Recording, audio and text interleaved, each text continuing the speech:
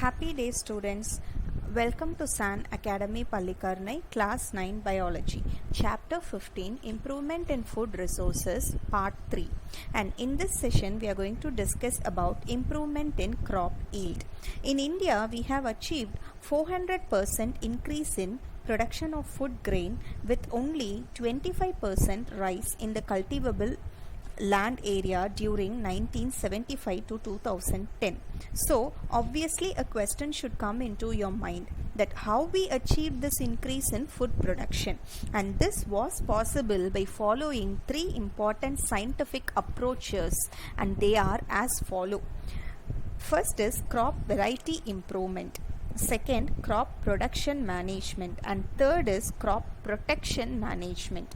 So your crop variety improvement generally means choosing the best seed for plantation, and your crop production management generally means nurturing the crop plants, and crop protection management generally means the process where protection of growing crops and harvested crops are done. And as we all have learnt in our earlier classes, that all the activities that are performed by a farmer to produce a good crop are called agricultural practices. So let me give you a quick glimpse of what are the different practices followed or different steps followed in agricultural practices. First is preparation of soil, second selection and sowing of seeds, third irrigation, fourth protection from weed, fifth harvesting, and sixth is storing the harvested crops, that is storage. So now let us discuss in detail about these three scientific approaches or main activities which are used in order to improve the crop yield. First we will be discussing about crop variety improvement. And this approach mainly depends on finding a crop variety that gives a good quality and quantity of yield, and it is also resistant to diseases. And this can be done by following a method called breeding, where various useful characteristics of plants such as disease resistance, response to fertilizers, and product quality and high yields are taken in consideration, and the plants are made to cross with each other artificially. And one way of incorporating desirable characteristics into the crop variety is by hybridization, and this hybridization is a process in which breeding or mixing of characters in various plants or from various plants is taking place. And hybridization is a technique in which distinct plant, that is the different plants which can be genetically dissimilar with desired characteristics, are crossed to produce a new type which is called as hybrid. And the new variety of crop plant produced through hybridization is called hybrid varieties, improved varieties, or high yielding varieties. So, and this hybridization can happen in three methods. One is intravarietal hybridization, which generally occurs between two plants of same variety.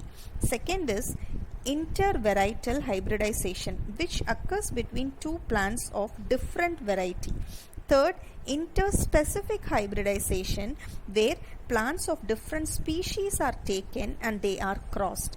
Coming to the last, it is intergeneric hybridization, where plants from two different genera are selected and they are made to cross. The most common type of breeding is always intervarietal, that is between two varieties the plants are chosen and they are made to hybrid or made to cross.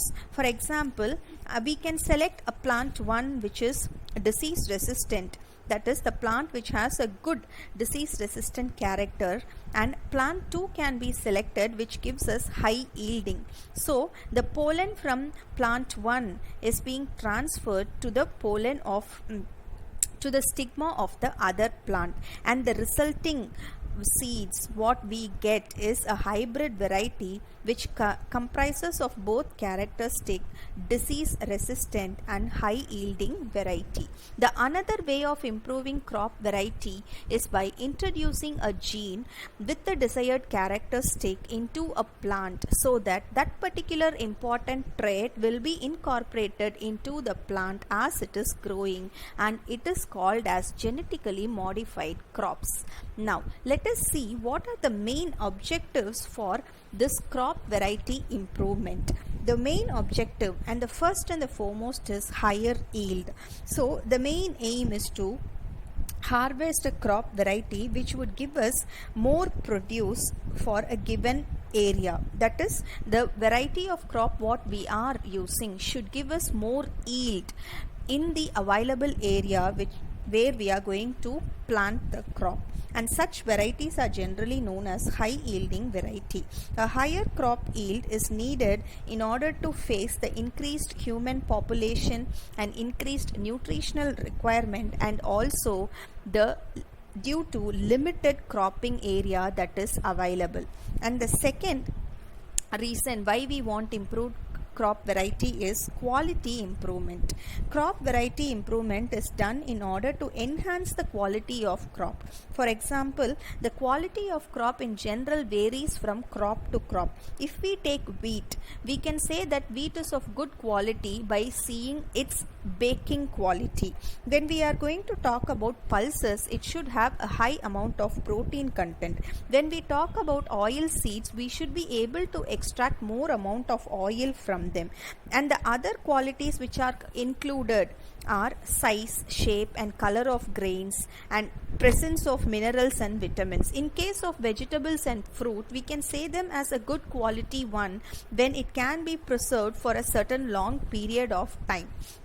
And the another reason for the need for improved crop variety is in order to encounter or face the biotic and abiotic stress. So we have to prepare a crop which is having the ability to overcome the biotic and abiotic stress. So those type of crops are called as biotic and abiotic stress resistant varieties.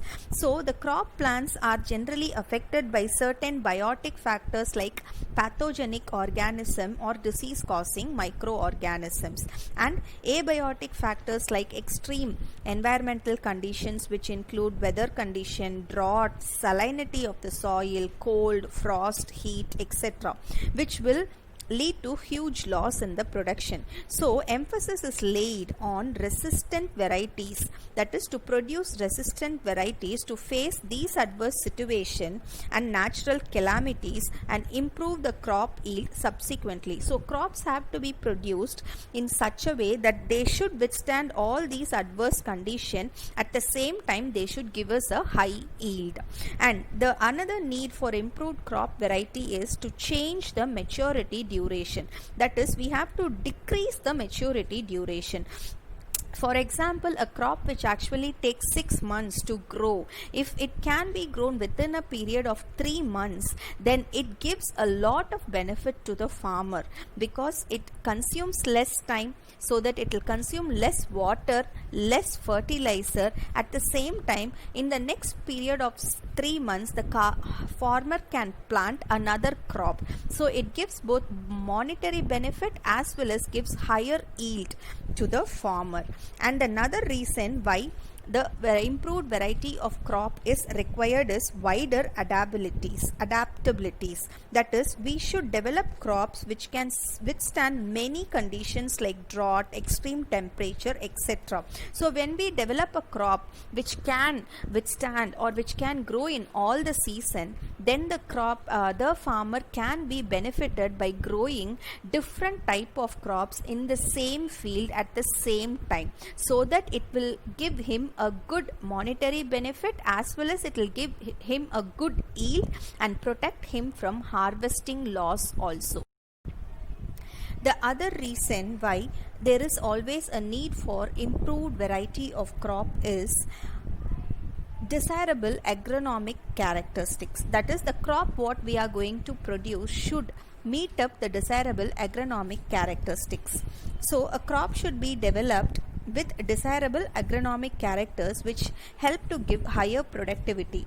For example, if the crop is going to be a dwarf crop, then maximum amount of nutrient will not be consumed from the field and the productivity will be high, and so that the fertility of the soil will be retained. Suppose if we are growing a fodder crop, then it should be grown in such a way that they are tall and highly branched, so that it will give us maximum yield and so that we can feed a large number of animal.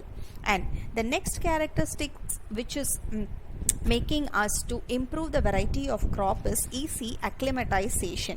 Acclimatization is adjusting to the environment in a short period of time, as we all know already. So the new crop variety that we are producing should adapt to the new climatic condition. And the final thing is development of new varieties, and we have to develop new varieties in order to meet up the market demand, because there is always a need of new varieties like seedless tomatoes, oranges, and etc.